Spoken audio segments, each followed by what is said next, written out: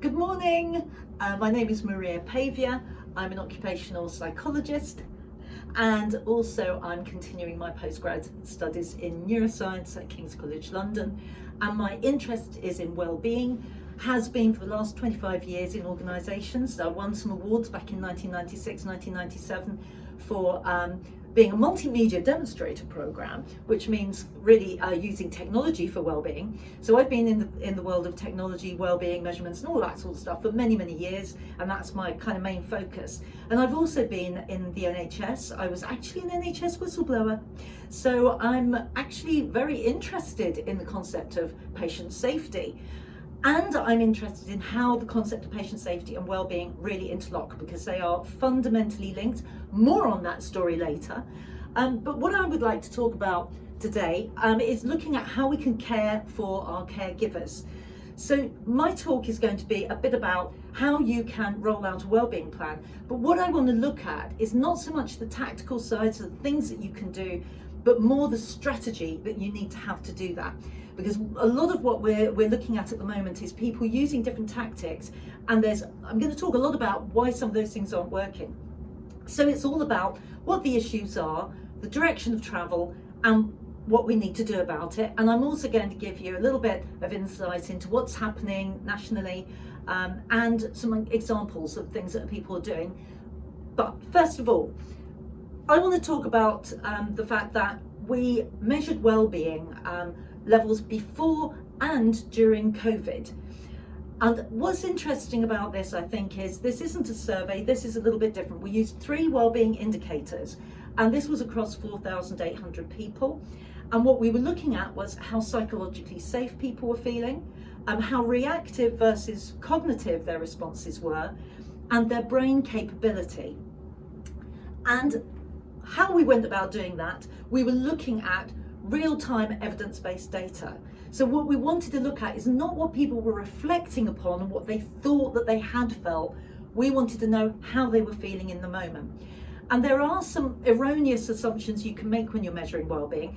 And one is that people actually know how they're feeling. Because, think about it. When you're ever asked, how do you feel? It's actually very difficult to come up with anything other than fine. And people tend to say fine, I can't remember how many times it is, something like 19 times a week, and only 20% of them mean it. But anyway, so we wanted to know how people really feel, and we also wanted to know what people actually needed. Now, one of the big problems as well is we assume that people know what they need. And if you think about it from your own perspective, if you're ever feeling really anxious or really, really upset or depressed, is that the best time for you to come up with the best way to support you? What do you need when you're feeling really anxious? Well, we generally can't answer that question. So the 2 thinking glitches that are problematic when we're trying to get wellbeing data is that people know how they feel and they can answer that question, and that people know therefore what their needs are and they can answer that question. So we have created a different kind of measurement. If you want to know more about that, I'm very happy to tell you, but I'm not going to spend time in this talk on that. But what we did get were immediate responses that we could then analyse in order to give us this real-time evidence-based data. So this is what we have learned, which was really interesting. Underpinning some of the data, which I'm going to share with you in a minute, is some of this qualitative evidence. And one thing, this is data driven, is that wellbeing has dropped significantly into what we call danger areas based on our analysis, which I will show you. But also what's very interesting is that people are engaging less in employee assistance programs and less in wellbeing interventions and initiatives. Now, this has been a surprise to some people, but it isn't a surprise to me, as I will show you when we look at the data and what the data reveals.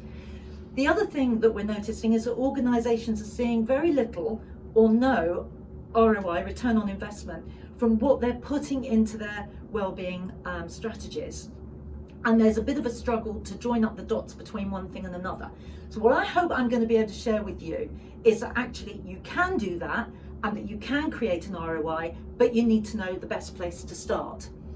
Now let me just start by going into a bit more depth as to what is really going on in the world of wellbeing for your people. So this is our 4 quartiles of wellbeing, and if you look 75 to 100%, this is where we're looking at the healthy. Here they are, they're right by me, the healthy people. When we're in a healthy state, we're in a dynamic state. I'm not talking about being zenned out. I'm talking about being positively energized, being connected with other people, being calm, socially engaged, and feeling psychologically safe. So particularly when we're working in our an acute trust or something like that, you actually don't want people to be completely zenned out all the time. That's okay, a coffee break. But what you actually want is to be in that kind of alive state. So this is where we consider to be healthy. Once we actually start dropping down in well-being, we turn into a more reactive state, which is where we get into that hyper-arousal. And this is where the brain gets hijacked. This is where we might recognize the fight or flight. If that keeps going, and we start going into higher levels of arousal and higher levels of arousal, we start getting to a point where the brain starts to shut down. This you may, and I'm simplifying this of course, but you might start seeing that fold or fawn response where we start giving up, or we start just, becoming that obsequious person. But ultimately we may end up in this ill state. This is where we've actually moved into hypoarousal and we're literally in brain shutdown. Now I like to give these names. So when we talk about the healthy state, we're talking about the angel or phoenix. Angel because the angel is on a wing, which is very nice, but phoenix is really what we want, which is it's a learning culture. Things go wrong, we learn from it, we burst out of the ashes as a new phoenix. This is the sort of culture we want. It has to be psychologically safe for people to be in that place. If not, we end up going into vampire cultures, and a vampire culture tends to be one where we're reactive, and also you can lose your ethics because you tend to do whatever you need to do to survive, and if not, you then end up becoming zombified and your brain starts shutting down. So we need to be thinking about the difference between these, because in these 3 areas, this is where you've got your invisible presenteeism. People are coming to work because they are committed, they want to do the job, but they are not able to perform and they may be disengaged. Whereas in at this point, we're looking in this healthy state at performing and engaged. And I want to make it really clear that this is not a choice. People don't come to work saying, oh, I think I'll be really disengaged today. Particularly in the NHS, we're talking about people that come to work vocationally to do their best. But if their brain is shutting down and they can't see beside what is in front of them, we cannot blame them when they're not performing well. And this actually leads to my very strong feelings that we have to really look after our clinicians. It has to be top down, because the clinicians need to be feeling psychologically safe and they need their well-being to be at their best, or they literally cannot perform. This is not a choice. We cannot put the emphasis upon those people. We have to be looking at what we as an organisation do about it. And here's a little bit more detail on what you might see in these different states, which I will just sort of let you, if you wish to see the slides, then please feel free to get hold of them. But one of the things that is really important is when we move into this area, there are 4 key things that we're not very good at, and 5 I'm going to add into that, which is we can't problem solve, decision make, be creative, or act cooperatively easily. They become really difficult. And the 5th one is that it can lead to unethical behaviour because we're in survival mode. If you want all those possible positive things, we have to be here. So this is what we identified from our numbers from COVID. So I've given you those 4 different quartiles. Let me show you how they pan out. So pre-COVID, we were looking at 32%, about a third of people were healthy. And I was thinking, gosh, this is terrible. A third of people healthy. Whoa, that's not enough. And then you can see a lot of people were in this reactive, sort of slightly vampire state. Now, the thing about being reactive, it's quite easy to push people back up into healthy. Little steps that you can take can actually help them move quickly. And you can see we had a number of people in the lower levels as well. But let's see what happened during COVID. So during COVID, at the same time of year, it was in October, this is what we measured. We dropped from 33 about a third, to about a quarter of people were healthy. And then look, reactive has dropped. And reactive has dropped, was 46, now 37, because look where they have all ended up. So we've got over a third of people feeling injured, and then when you add in these people as well, 3 times as many, we're looking at a lot of people feeling ill. So we've had a significant reduction, but the thing that is more concerning is the way that it has moved down so far, the way it's moved into injured. So that is the biggest kind of takeaway from this. And that's what we need to be thinking about, because if we're not allowing people to move back, or as I like to say, if we don't go upstream and stop them falling in the river, then we are just going to see people getting worse, and it's going to continue going in that direction. So the key to it, this is what the science says: the solution must be targeted to the individual's needs. And I'm going to explain to you a little bit about why. So let's think about those 4 quartiles as though it is a river. I call this the river of life. So at this healthier end of the river, we can cross by bridge. Basically, we can take on things. We feel we're capable. We feel in our power. Once we drop into the river and become reactive, it feels like we're knee deep in the water. It feels like we're wading through water. That makes it more difficult to do anything. And it's at this time that I actually really feel I need to be connected to other people. I need something simple, because I've got enough to do, just sort of trying to get my way through this. When we drop down further, it feels like we're up to our neck and we're really struggling. When we're at this state, I don't want to work with other people. I'm trying to keep my head above water. What I need is something that is confidential. What I need is something which is empathic, that understands where my problem is, and that is supportive. Once we go down into ill, this is where we feel like we're going under. At this point, an individual cannot believe anything would help them. Nothing is going to help me. So what we actually need to do is to be highly empathic with no expectations whatsoever in order to support them. So when we're in these different states, these are the sorts of things we need to be thinking about. How we actually communicate with these people. We have to communicate with them differently. So we have to know who they are, but we have to think about what needs to be done. So at this level, the most important thing we should be doing is maintaining that bridge. We have to make sure the healthy people don't drop off. Don't think they're healthy, we won't worry about them. These are the people that are probably using your initiatives because they're actually able to. They're able to think about it. They'll think to themselves, hey, that looks really interesting. What an amazing platform of resources. I'm going to look at that. I'm interested, because they're in this state. As soon as we start dropping, it becomes more problematic. In this state, this works. Getting people together to support each other. It has a very, very positive effect on the levels of well-being and gets them moving back up onto the bridge. Once we're up to our neck, we need somebody to coach us, to help us to get safe so that we can get knee deep and then get out. And when we're going under, we feel like we're going under, we need somebody to literally get in there and pull us out. So if you create a huge, great big resource and you say, there it is, okay, everybody, there it is. If you need it, use it. It's effectively, well, just knocking my on there. It's effectively saying we could be throwing a book at how to swim to somebody who is drowning. So not a good idea. So what do we want to think about is how we can make our wellbeing initiatives work. And this is the question: why are initiatives delivering less and less? And actually, when you think of it in terms of that concept of the river of life, it makes absolute sense. You know, wellbeing resources are best used by those people that are healthy, and they will use them.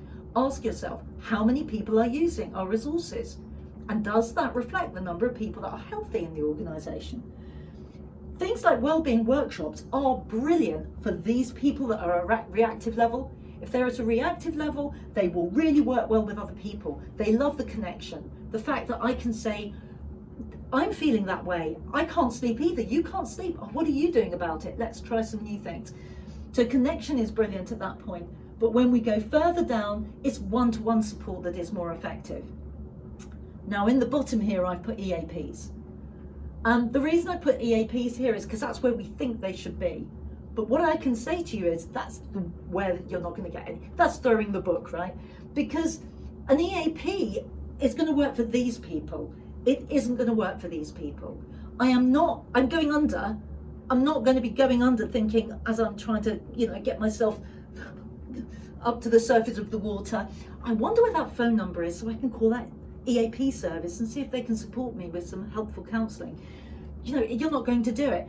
EAPs are best at this and this level because that's where people will actually be able to think about the process of using them. So if you're seeing that your EAP usage is dropping off and then you notice that you're probably losing people from this high level of well-being into reactive levels of well-being, then that will explain why. And the EAPs generally get between 2 and 10%. Very often it's about 6% usage if you've got a pretty good one. So if you're getting that level of usage and you've only got between 25 and 33 at best % people who are healthy and everyone else isn't, ask yourself, are we getting the best value for money out of our EAP? So what I would say is, what do you have in motion? You make that the solution. So this isn't about throw it all away and start again. It's just thinking about how you can do the right thing at the right time. And what you can do is proactively drive people to your EAPs. But I will just give you this warning. It can increase your costs by next year because they're insurance policies. So they're not set up to look after everybody. That's why they're actually quite cheap. So you've got to think about why you're using it and not think that this is going to be the solution to your well-being issues. And these are the other things, as I've been saying, these are the things that you can do at different levels. So what I want you to kind of consider is that I think obviously financial health is what we often think is central to organisational success, but I want to think about it differently, because actually isn't health central to organisational success? As somebody said the other day, we mustn't treat our people like machines. But I'm going to put this to you. I think we must treat our people like machines. And I hope that's made you go, what did she say? Yes, I actually said that we must treat people like machines. Because how do you treat a machine? Well, you maintain it, you make sure it's got fuel. You don't expect it to work if it isn't fueled. If it gets overheated, you turn it off and you let it cool down before you expect it to do anything else. You make sure it's regularly upgraded, and you wouldn't ever run a machine that isn't working properly and expect it to deliver the same results.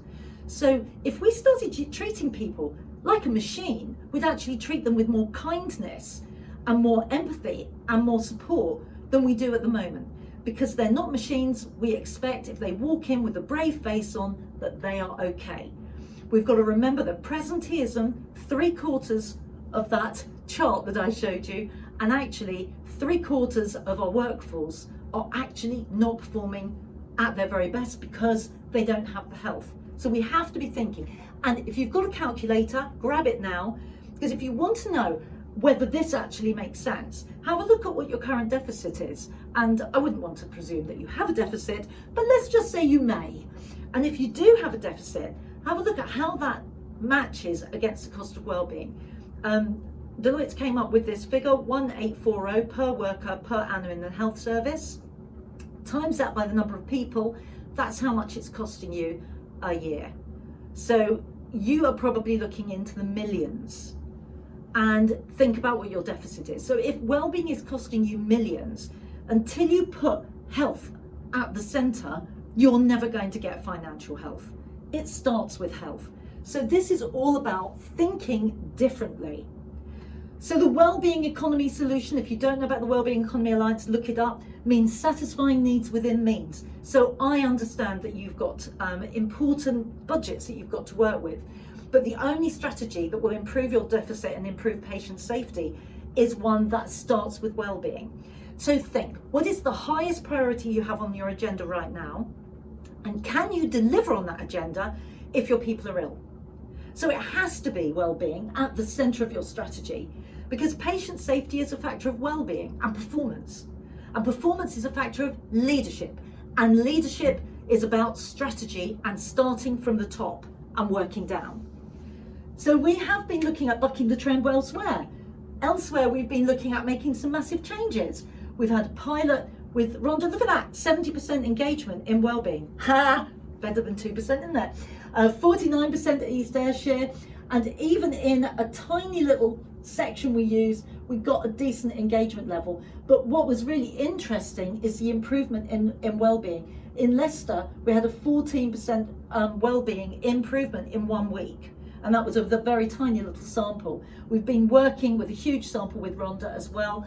We love Wales. Wales is doing some amazing work. And to just move on and say, get back to this back to front thinking. So if 26% of your people are functioning but they're going down, if 74% of your people are brave-faced and unwell and underperforming and then therefore leading to costs, it's time to change the equation. You now start having to think clearly about putting wellbeing before finance if you want financial safety and security. So my key takeaway is strategy, wellbeing must be core. Peak performance and patient safety only happen when you've got healthy functioning brains.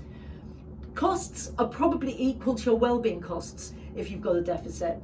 The radar principle, which is basically right thing always directed at the right person. And value what you have. Listen to your wellbeing experts. They know what they're doing. What you've already got could work, providing you make sure you're targeting the right thing to the right person. So thank you very much indeed. I hope that I haven't taken too long, and I'd just like to point out, if you want a copy of our free white paper, we've just updated our white paper, No More Zombification, How the NHS Can Make Ends Meet by putting Wellbeing First. Please contact me. Thank you very much, and I hope you enjoy the conference.